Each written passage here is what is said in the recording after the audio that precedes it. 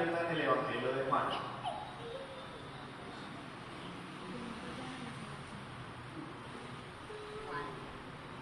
Amén, el Evangelio de Juan. Y quiero invitar a los que están tomando notas que coloquen el título del tema que vamos a tratar en este día. Esta enseñanza la vamos a titular Ama lo que Él ama.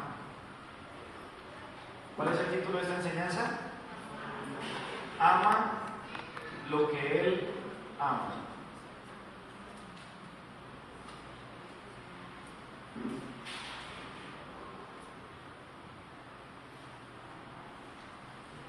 Quiero preguntarle algo. Hágase usted, formúlese esta pregunta. Si no la ha hecho, formúlesela. Si ya la ha hecho, piensa en esto. ¿Amo a Dios? ¿Usted se ha preguntado alguna vez eso? ¿Amo a Dios?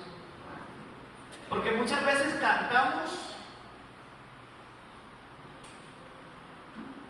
unas cosas tan tremendas. Esta semana un pastor amigo me hacía caer en cuenta de algo. Cuando entonamos ese coro que dice te amo más que a mi vida, etcétera, etcétera. ¿Será que eso es verdad? ¿Será cierto eso? Yo no sé si usted se ha hecho la pregunta, pero quisiera invitarlo a que se formule esa pregunta esta mañana. ¿Yo amo a Dios? ¿Amo a Dios? ¿Qué dice usted? ¿Qué piensa usted en su corazón? Ahora, si lo prefiere, yo le invito para que se ponga un momento en los zapatos del apóstol Pedro, cuando el Señor Jesús, en Juan 21, si quiere anote el texto para que lo tenga presente para una próxima oportunidad. Póngase por un momento en los zapatos de Pedro, un hombre temperamental, un hombre que le juró lealtad a Dios, que le dijo: Jesús, aunque todos te dejen, yo no voy a dejarte. Es más, mi vida yo pondría por ti. Ese hombre que llegó a negarlo 3 veces. Es increíble que el Señor Jesucristo, algunos predicadores lo hacen ver de una manera muy especial. Yo estaba en mensajes de esos. Cómo Dios, cómo Jesús restaura el corazón afligido de Pedro. ¿Has sentido alguna vez que has negado a Dios? Quizás no literalmente, pero tú y yo, con nuestras acciones, con nuestras actitudes, con nuestra forma de ser, hemos negado a Dios. Decimos que creemos en Dios, pero realmente vivimos como si no existiera. Póngase en el lugar de Pedro. ¿Sabe qué le pasó a Pedro? Después de que le falló al Señor Jesús de tal manera, el mismo Jesús le pregunta 3 veces: Pedro, ¿me amas?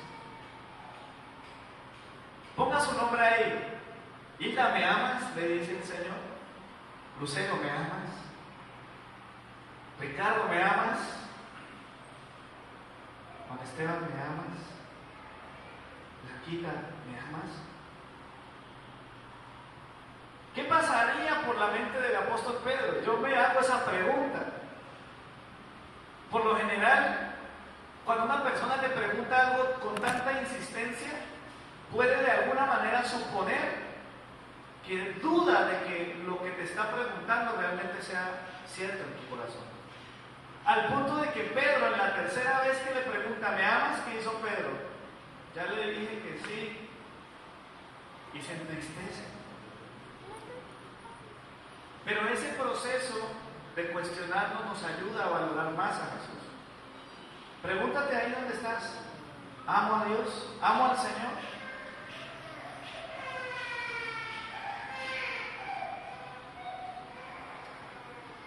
Resulta pertinente, mis hermanos, contestar a una pregunta adicional. Nosotros los humanos, los seres humanos, tenemos la tendencia a que todo tiene que tener una razón. Tiene que haber una motivación para todo. Le voy a lanzar esta otra pregunta.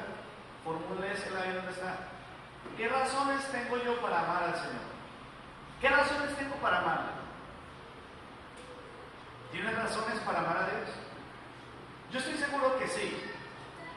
Básicamente, una persona que tiene razones para amar a Dios o para sentir algo bueno por Dios, no se congregaría.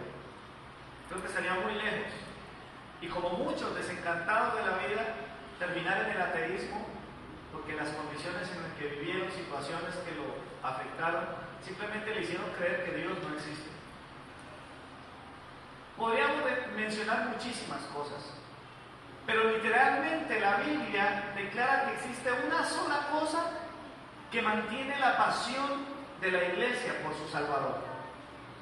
Anote el texto de Efesios 5, declara que la razón de ese vínculo específico de la iglesia con Cristo es porque Cristo amó a la iglesia y se entregó a sí mismo por ella. Por encima de cualquier otra razón que tú y yo podamos tener, por encima de cualquier motivación, nosotros tenemos que decir, nosotros amamos al Señor porque Él nos amó primero. Porque Cristo amó a la iglesia y se entregó a sí mismo por ella. Hermano, yo soy responsable delante de Dios por lo que estoy diciendo aquí adelante. Y no puedo permitir que usted siga viviendo su vida con una motivación diferente. Claro, yo también doy gracias a Dios por otras cosas. ¿Cómo no agradecerle a Dios por tantas cosas lindas que nos da? Pero lo único que fundamenta la pasión, el fuego que aviva la iglesia del Señor es Cristo. Es lo único que garantiza nuestra permanencia en el Evangelio. Te preguntan, ¿usted todavía sigue yendo a la iglesia? ¿Tú todavía sigues cristiano?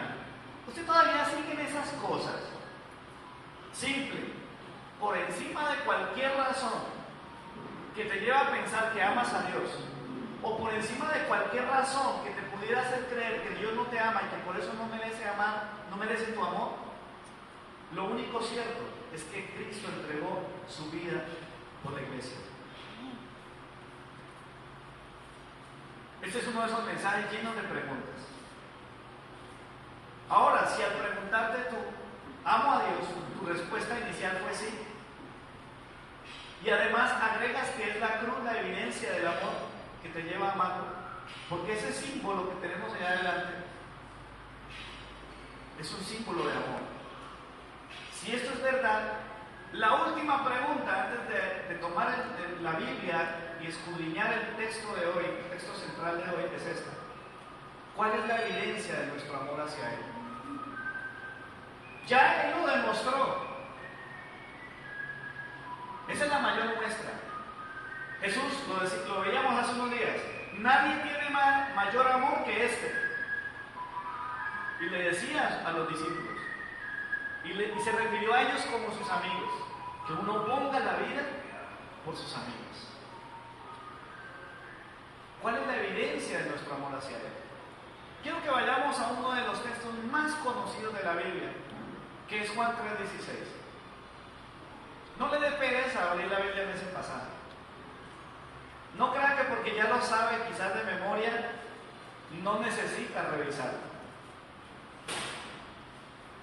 Porque en los próximos minutos yo lo quiero llevar a usted a revisar nuevamente ese versículo, pero a la luz del contexto que aparece en los versículos siguientes. Juan capítulo 3, versículo 16 al 21. El versículo 16 que todos conocemos dice así: porque de tal manera amó Dios al mundo que ha dado a su Hijo unigénito, para que todo aquel que en Él cree no se pierda, mas tenga vida eterna.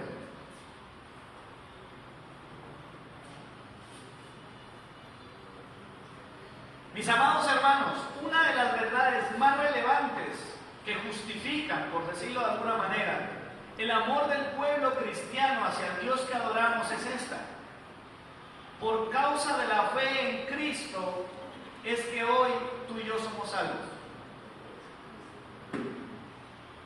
En este mundo solo hay dos grupos de personas.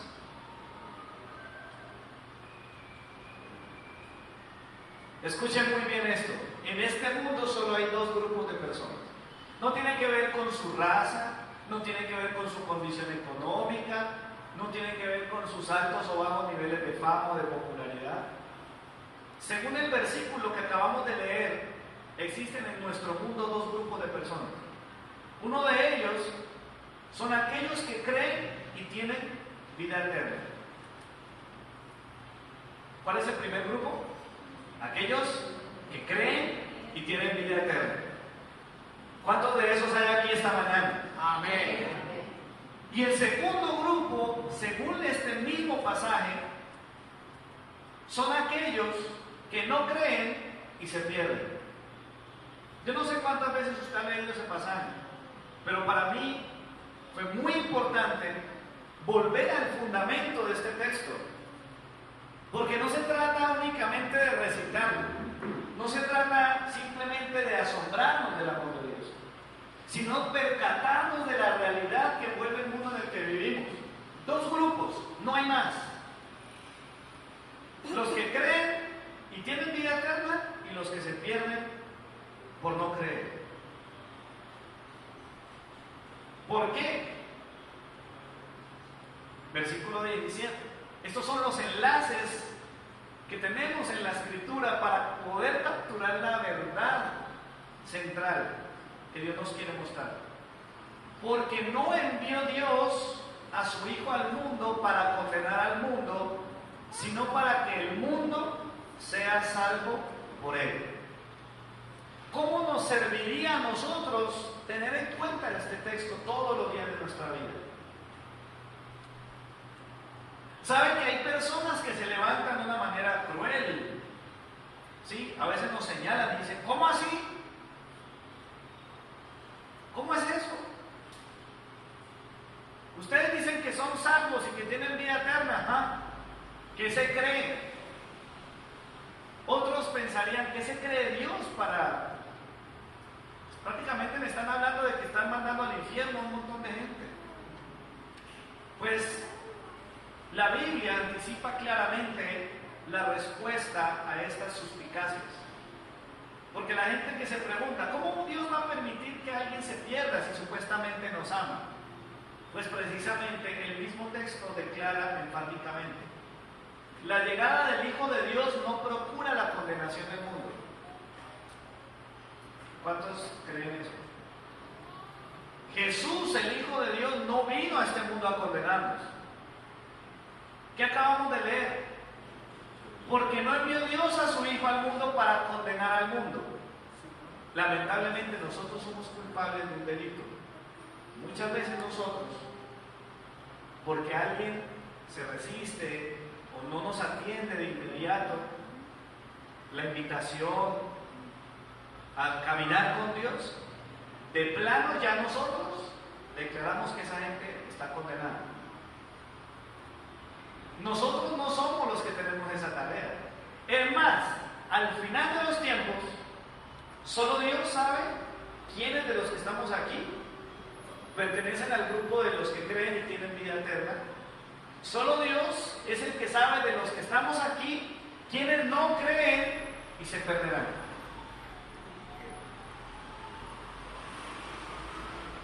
La llegada del Hijo de Dios no procura la condenación del mundo, sino la oportunidad de que este mundo sea salvo por él.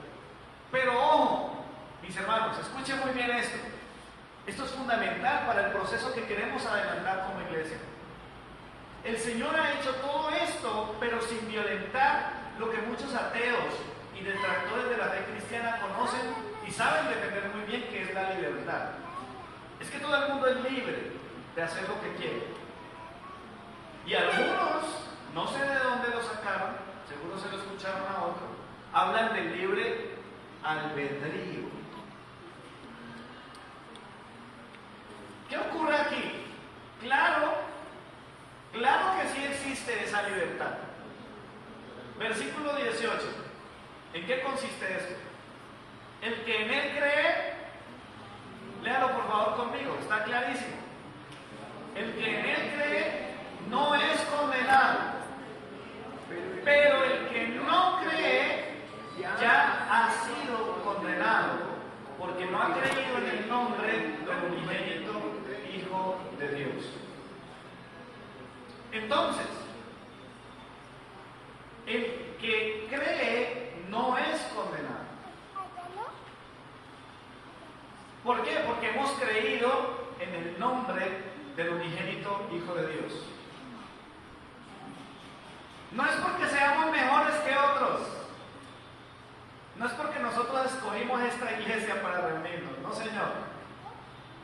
Es porque hemos creído en ese nombre, en el cual hay salvación, porque no hay otro.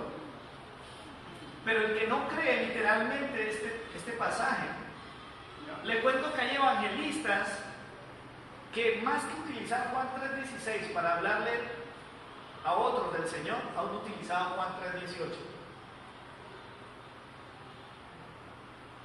¿Qué significa eso? ¿Que esa persona es muy dura? No. Es que la verdad es completa. El 100% de la verdad no es únicamente que Dios nos amó de tal manera. Y ay, tan lindo Dios, envió a su Hijo a morir por nosotros. Eso es parte de la verdad, pero la verdad completa es que todo aquel que en Él cree no se pierde, pero aquel que no cree ya está perdido. ¿Por qué? Porque no ha creído en el nombre del unigénito Hijo de Dios. Este pasaje suena muy fuerte, pero es que a estas alturas de la vida mucha gente insiste en que Jesús no es nada para su vida. Es más, se preguntan con arrogancia, ¿condenado? ¿Yo condenado? ¿Pero por qué? Está bien, yo no soy perfecto, pero no es para tanto. Comparado con otras personas, a mí deberían canonizarme. No se trata de perfección, se trata de que nosotros usurpamos la gloria de Dios. Nosotros estamos replicando constantemente el pecado de Adán y Eva. Y con esa réplica en la que nosotros nos robamos la gloria de Dios, usurpamos el lugar de Dios, poniéndonos en ese trono nosotros, aportamos al problema. Una cadena cada vez más larga, cada vez más gruesa y pesada de circunstancias afligen este mundo. El dolor y la muerte es parte de eso. ¿Cuántos han escuchado alguna vez a una persona? Escúcheme esto. ¿Cuántos aquí han escuchado a alguien decir, uy, no, esto no es justo? ¿Alguna vez? ¿Usted lo ha dicho alguna vez? Uy, esto no es justo, es que no es justo. Yo lo he dicho muchas veces. Y sabe que la mayoría de las veces que decimos no es justo es porque sí es justo. Por ejemplo, cuando un estudiante se raja en un examen, le llega la nota mala y dice no es justo, por lo general, no siempre. Es justo, no estudio a veces.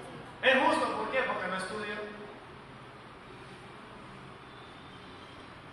Cuando hay un momento de quiebre en una relación matrimonial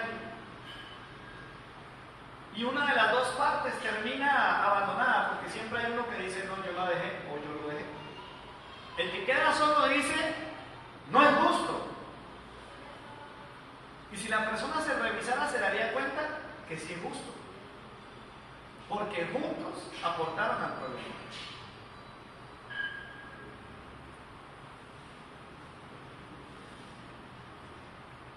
Si el ser humano, escuche muy bien esto, por favor, si quiere escríbalo, yo creo que esto es importante.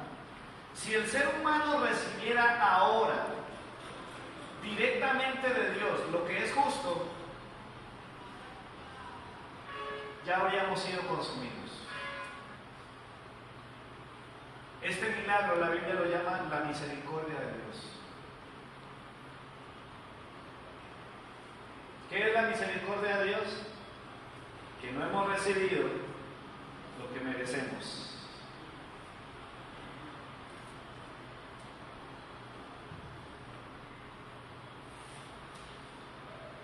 ¿Cuántos inmerecedores hay en esta mañana en este lugar?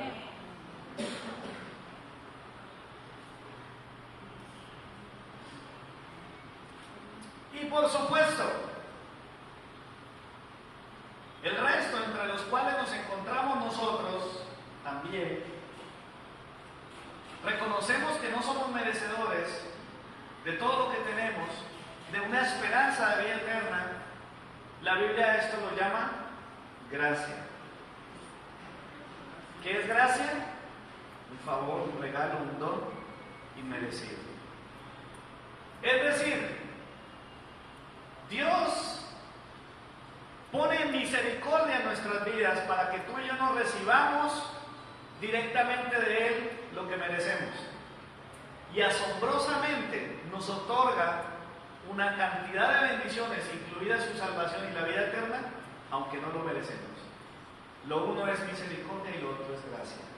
¿Qué sería de nosotros sin la misericordia de Dios que son nuevas cada mañana? ¿Qué sería de nosotros sin su gracia? Frente a la cruz, donde el verdadero inocente murió, entendemos mejor todo esto. Jesús recibió en su muerte el castigo que sí merecemos. Y al mismo tiempo nos ofrece la salvación que no merecemos. Más allá de los cuadros pintados con llamas de fuego, ¿sí? Incluso creo que por ahí hay un libro, no voy a mencionar el autor del libro para que no sea tan popular, no es mi idea, pero hay gente que pinta esa escena de perdición, con llamas de fuego, impregnados de estiércol, plagado de gusanos, saturado de un olor a azufre.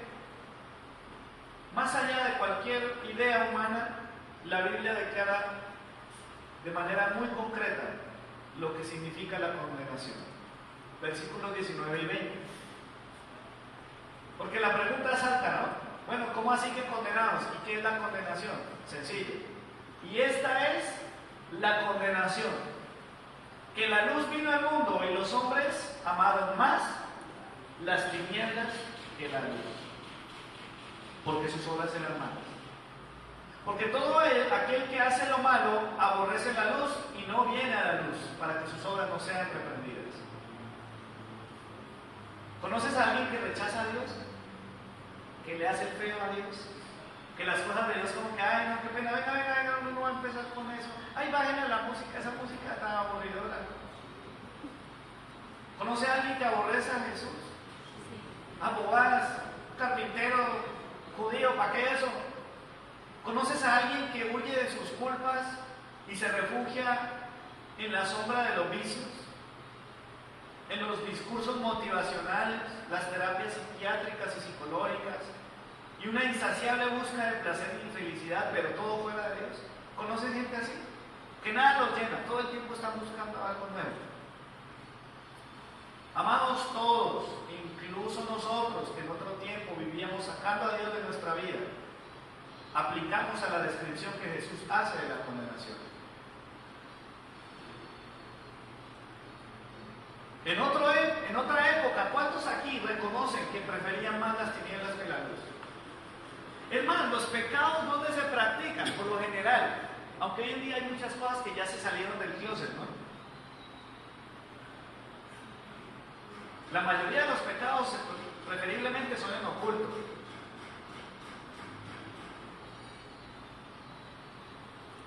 Increíble, las cosas más pecaminosas se pueden hacer en oculto, pero asombrosamente las cosas más lindas de Dios también las podemos vivir en el secreto.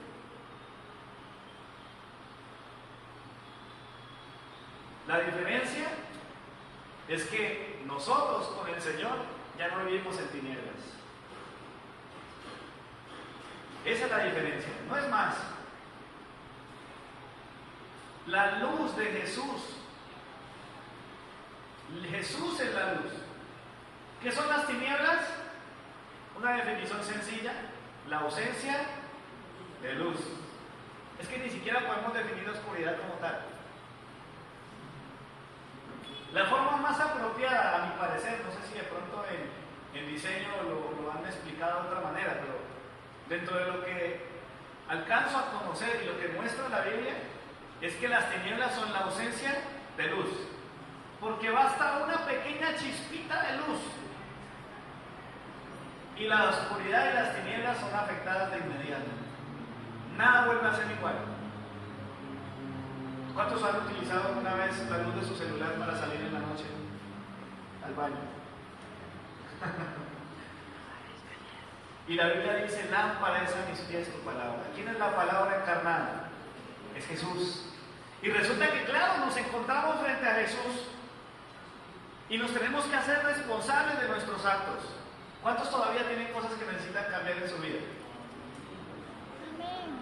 Todos, ¿cierto? Los pies, las manos. ¡Qué cantidad! Pero ¿sabe cuál es el problema? ¿Por qué mucha gente se condena y se pierde? Escuchen, hay mucha gente que no está dispuesta a reconocer su responsabilidad. No reconocen que son parte del problema. Repito, nosotros no somos mejores que ellos. De hecho, no sé entre nosotros quién esté todavía en ese no sé qué, si estoy decidido o no estoy decidido. Yo no lo sé, pero Dios sí lo sabe. Por eso hoy, si tú todavía estás dudando y no me preocupa saber que tengo una audiencia que se congrega con frecuencia, es porque la salvación y la conversión no necesariamente se mide en años de cristianismo o de congregarse. Eso se mide en una experiencia real del corazón, algo que tú y yo no podemos explicar de otra forma, que como Jesús se lo dijo a Nicodemo en los versículos hacia atrás: nacimos de nuevo, algo pasó, vimos la luz. Versículo 21: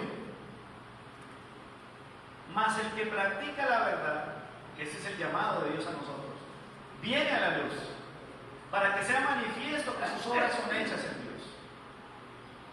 Desde el momento que tomamos la decisión de creer, mis amados, empezamos a practicar la verdad.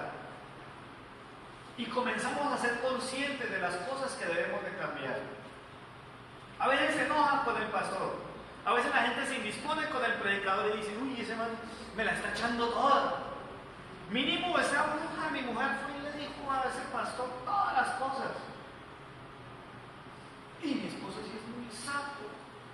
Mensaje, yo mínimo hablo esta semana con él.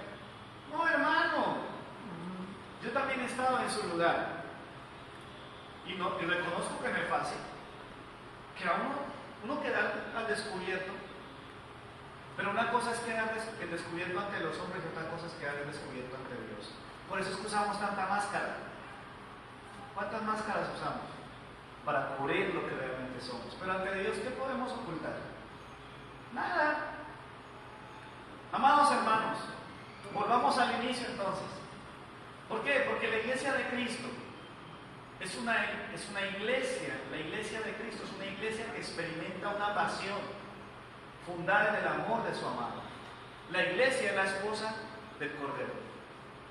La figura de Efesios 5 es la figura de un esposo y de una esposa. La figura de un esposo llamado Jesucristo y la figura de una esposa llamada la iglesia. Es la única forma. ¿Cuántos creen lo que dice Juan 3:16? Si es así, tenemos que vivir una vida apasionada por Dios. No puede ser que el tema de Dios sea simplemente: sí, yo voy a la iglesia. Es bacano, es chévere, es bonito. Estos días deberías de venir conmigo. No. Pasión es otra cosa, hermano. Pasión es tener claro que delante de ti hay alguien que puede pertenecer a esos dos grupos de personas. Ante ti, todo el tiempo hay una persona que puede ser de los que creen y tienen vida eterna, o de los que no creen y se pierden.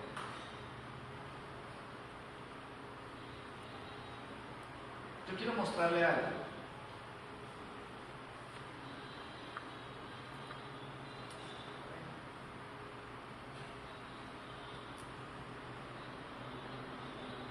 A ver. Mire, le voy a mostrar algo de la realidad.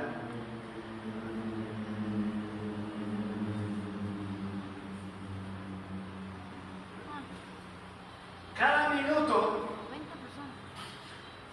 90 personas mueren y se pierden sin salvación.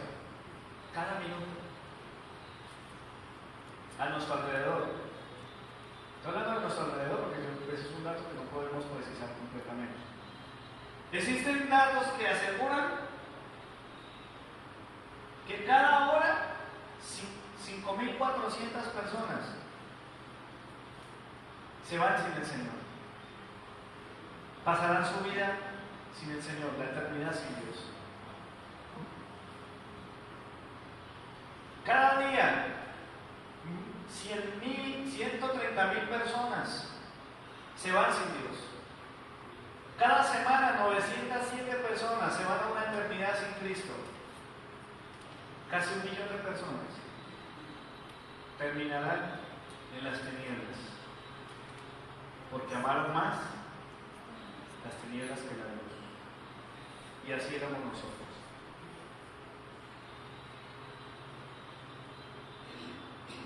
¿Cuál va a ser la evidencia de nuestro amor? ¿Cuántos creen que Dios realmente nos ama? Me gustó mucho, esta semana estuve escuchando a un misionero. Hablaba estas mismas cosas.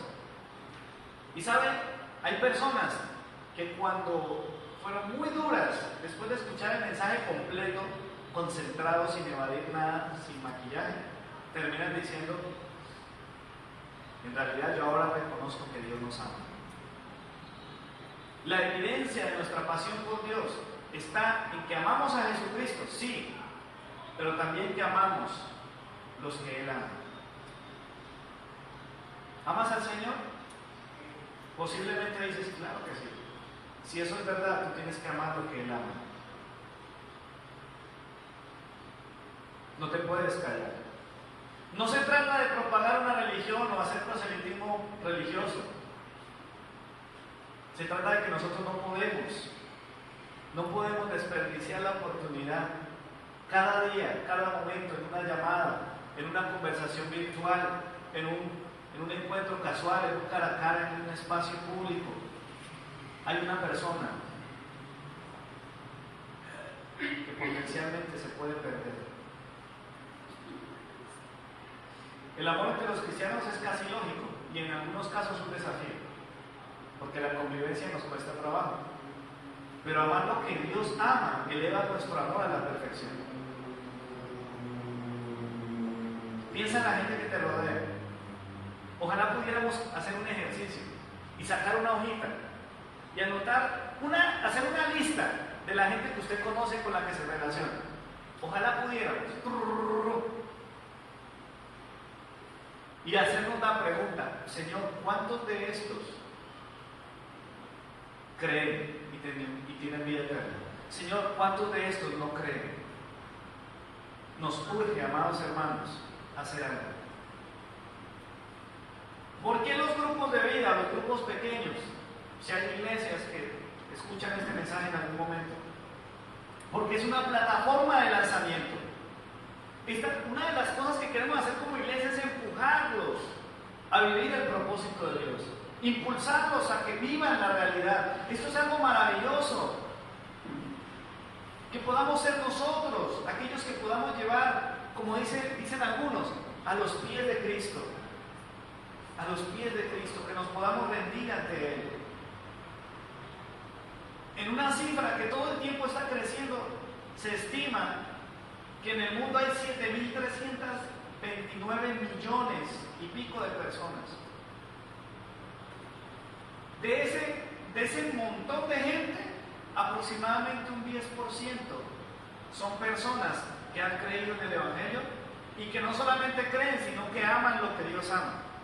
Gente activa de iglesias, personas que de verdad se dedican a hablar del Señor a otros, apenas es un 10% de la población mundial.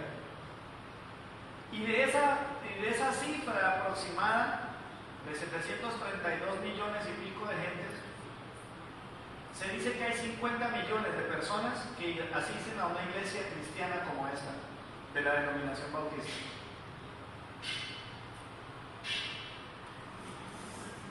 ¿No les parece que hay demasiado por hacer?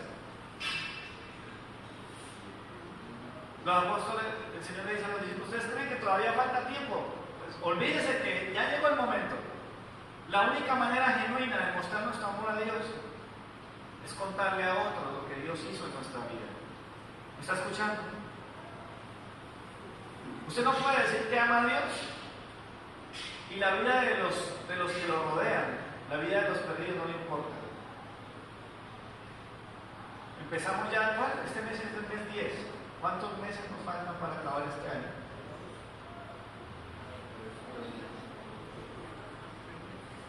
Si incluimos los días de octubre, pues serían 3, ¿no? Octubre, noviembre, diciembre. Apenas empezamos. ¿Cuántas personas han escuchado el mensaje de Cristo por causa tuya? ¿A cuántos les has contado? ¿Cuántas personas han escuchado decir de ti que hay un Dios que los amó tanto que envió a su Hijo único para que no se pierdan? ¿A cuántos les has dicho, sabes? Si tú no te arrepientes, te perderás. El problema es que nosotros nos gastamos el tiempo. La semilla de esta palabra se pierde entre espinos. A veces nos emocionamos en la reunión y decimos, uy, sí, de verdad que... Pero salimos y no pasa nada. ¿Por qué? Porque nos ocupamos de nuestras cosas. Pero es un riesgo, hermanos. Yo quiero terminar con esta ilustración. Usted se imagina a un hombre que estudia medicina, que se especializa y le llega un paciente. Este médico se da cuenta de una enfermedad grave que requiere ser atendida con urgencia y decide callarle el diagnóstico y le ofrece únicamente unos analgésicos. ¿Qué piensa usted de eso?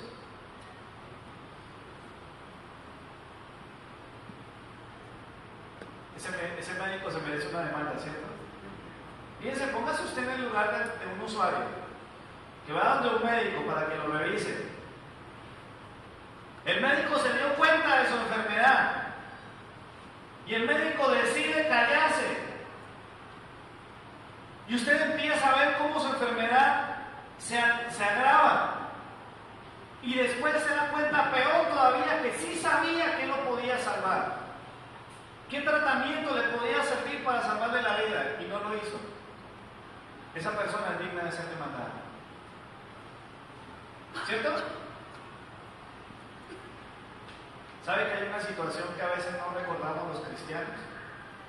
Y es que un día, nuestro Padre, que amó a este mundo de tal manera y dio a su Hijo para que ninguno se pierda, sino que todos tengan vida eterna, ese mismo Padre un día nos va a pedir cuentas a nosotros por toda la gente que está a nuestro alrededor hoy, por la gente que estuvo hace unos días, por la gente que estará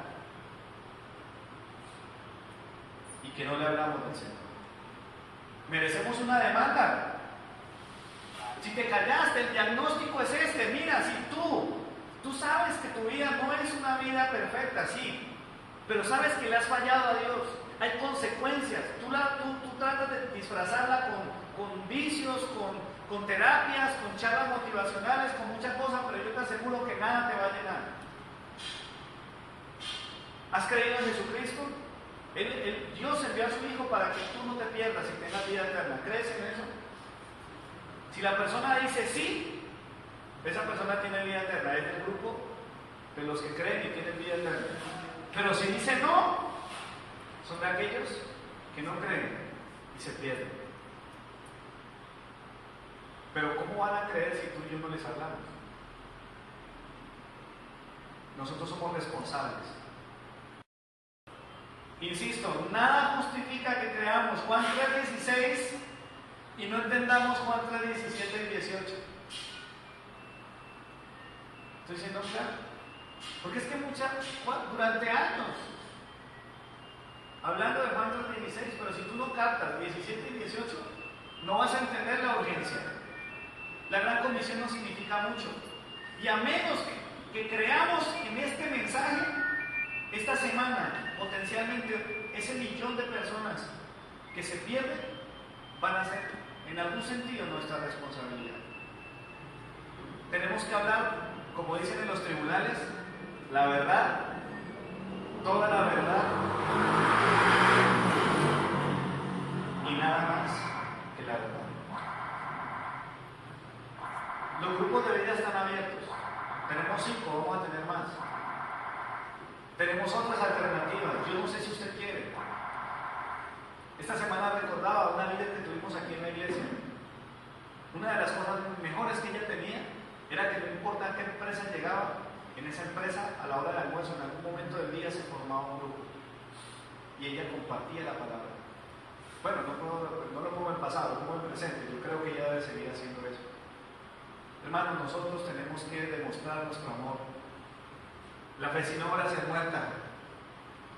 Y si decimos que amamos a Dios, tenemos que amar a los perdidos. Aquellos que están caminando. Imagínense eso. En el borde de un abismo, una fila, que esta semana sumará 1 millón aproximado. Muriéndose, tus amigos. ¿Quién garantiza que tienes a tu vecino mañana? ¿Quién garantiza que esta semana un compañero de la empresa no te va a faltar? Por eso, amados hermanos, una iglesia apasionada por Dios es una iglesia que ama lo que Dios ama. De lo contrario, eso no es verdad. El verdadero amor hace que tú te apasiones por lo que le apasiona al otro. Ese es el amor que Dios espera de nosotros. De lo contrario, es una iglesia de una fe moribunda, muerta, mortal.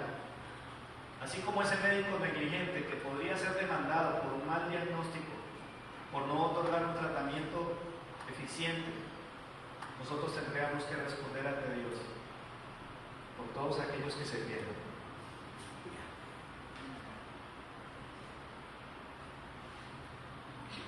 ¿Qué vamos a hacer? Te voy a dar un tiempito, yo me voy a sentar aquí un momentito. Dígale que está a su lado, vea, ¿qué va a hacer usted? ¿Qué vamos a hacer? Esta semana tenemos una nueva oportunidad, una nueva misericordia, hermanos.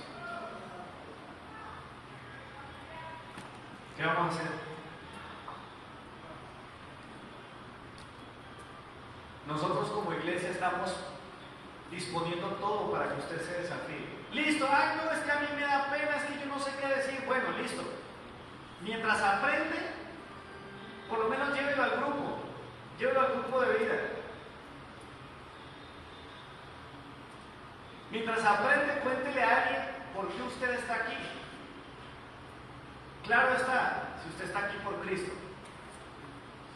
Porque como lo he dicho en otras reuniones, hay gente que llega a la iglesia por el milagrito, porque se le resolvió una deuda, porque fulanito de tal se sanó, porque un negocio le salió. Pero si estamos aquí por Cristo,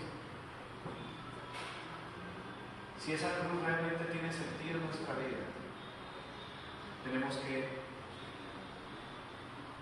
brillar con la luz de Jesús.